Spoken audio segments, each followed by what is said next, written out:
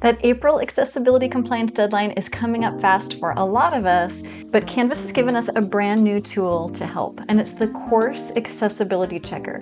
Now I'm here on the homepage for one of my classes. This one's from fall. I'm going to warn you right now, I have not made this one accessible, but from the homepage, you can click on the Check Accessibility button over here on the right-hand side.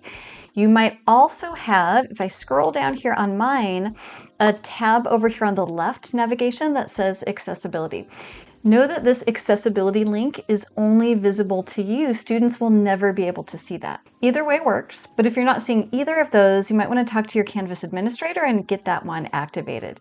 I'm going to go ahead and click on accessibility over here in my left-hand navigation, and then I'm going to click in the upper right-hand corner, Scan Course.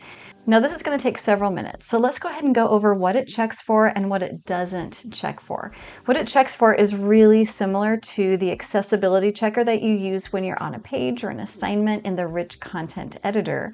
So that means that what it's not going to catch are any uploaded documents. So it's not checking for accessibility formatting for your PDFs or your Word documents. It's also not going to check any integrated external programs that you've got, like an ebook or something. It can't at this point check for proper captions for any videos that you have.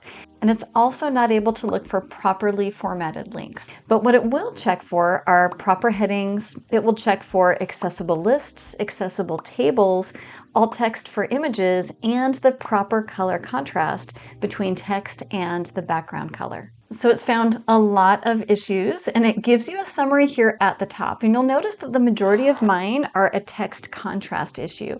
And I know exactly what this is because I fixed it in other courses. I've got red letters on a white background for some of my due dates, but the red letters are not dark enough. So if we scroll down here though, this is where your workflow really happens. So you can click on the resource and it will take you directly to the page or the assignment, whatever it happens to be. It also gives you the number of accessibility issues it has identified. And again, these are from the list of what it can check for. It gives you a button with the option to fix. It tells you what kind of a resource it is. And then this next column I think is the best. It tells you whether or not the resource is published.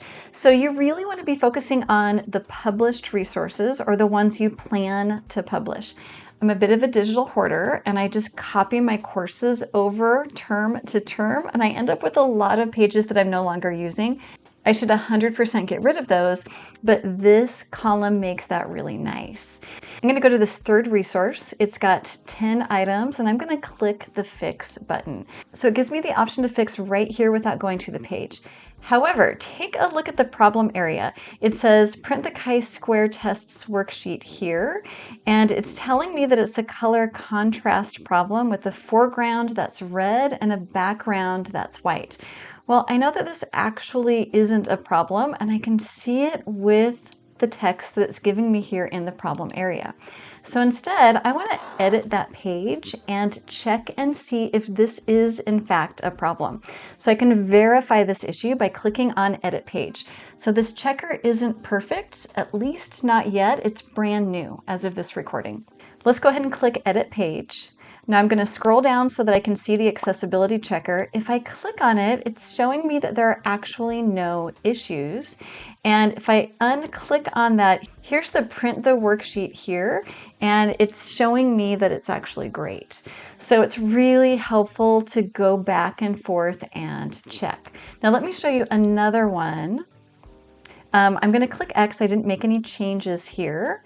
Let me click the week 1 overview. Now it is unpublished, but this is one that I plan to publish with my course. So I've got 6 identified issues in the week 1 overview. I'm going to click Fix, and it gives me a color contrast first, and it is showing me that color contrast problem. Now I can fix the color contrast here. I've got the due dates here of Wednesday and Friday. I don't need to go to Edit Page because I can see here that that really is a problem. And I can even change the color. Now it defaults to black if you just click Change the Text Color, but I actually want it to stay red, but a darker red. So I'm going to click this circle here, and I want to change it to a darker red. If I scroll through this, let me scroll down a little bit, maybe we can see better. There we go. So if I scroll through this, it tells me what the problems are. So I'm going to go to a red, and I can see that if I'm like at this red right here, I have failed. So I need to choose a different red. How can I get this? There we go. So I want to pick a darker red, and if I scroll down, I've got pass, pass, pass. I can hit select, and then it will change my text color here. And I want you to watch. I had 6 items. When I click the change text color and then do save and next, watch how it drops the number of issues there down to 5. Okay, so this isn't a perfect tool, so let's talk a little bit about workflow. The very best thing that you can do to start is to edit your pages using the accessibility checker. It will take you through item by item with the page here right in front of you. Once you're done with the resource accessibility checker, that rich content editor accessibility checker, then you're going to go through and look for the things that it can't find. That means that you're correcting your links, you're adding and editing captions to your videos, and you're checking any documents and external tools that you're using in your course. Once you're done with all of that, that's the time that you want to run that course accessibility checker. Now, you're not the only one who can see the results of the full course Canvas accessibility report. Canvas administrators can also take a look at that, and they can look at that course by course, faculty by faculty, and term by term. Now, there is a lot to keep track of in terms of accessibility, but I've got you covered. You can download my free accessibility checklist. It's linked in the description down below. I also have a playlist that goes through all of the tools that you need to get your Canvas courses fully accessible. And I've got a micro course that you can join. In the meantime, watch this video next.